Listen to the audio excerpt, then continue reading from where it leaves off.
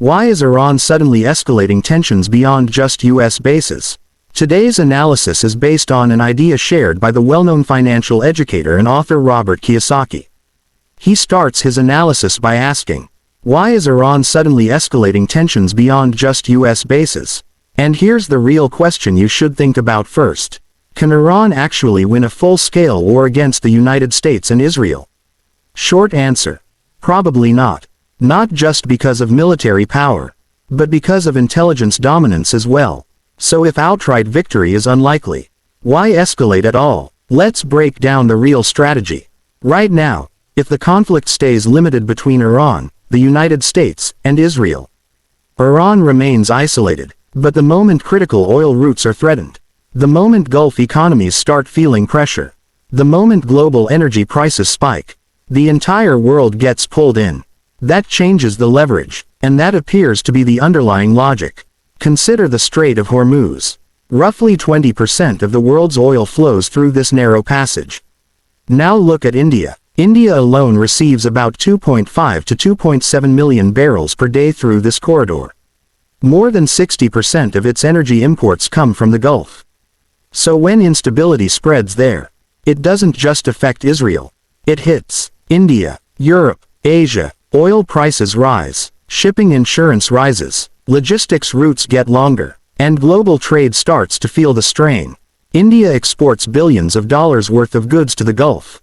Food, electronics, manufactured products. If ships are forced to reroute around the Cape of Good Hope instead of using shorter Middle East corridors, transit times increase by weeks.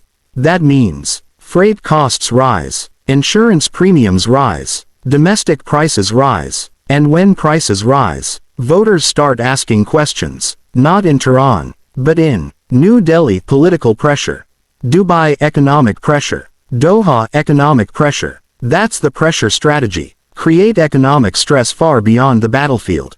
Force political pressure on Washington and Tel Aviv. Many analysts believe the broader objective being discussed isn't just retaliation. It's regime change. The basic theory: remove the leadership, replace the structure, install a government that aligns differently. Now here's where things get complicated.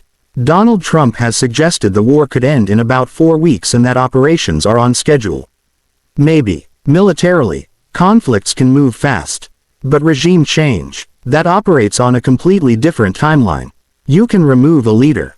But then what? Who replaces him? Who do the Iranian people trust? Is there a legitimate successor? Is there a unifying figure strong enough to stabilize the country? Right now, no obvious alternative leader clearly stands out publicly. And that's the real risk. If the true objective is regime change, the hardest part isn't the strike. It's what comes after. Who commands loyalty from the military, the Revolutionary Guard, the population, the religious establishment? If leadership collapses without a trusted replacement, you don't get stability, you get a vacuum. And power vacuums create chaos. If this conflict stretches beyond a few weeks, the impact won't stay local.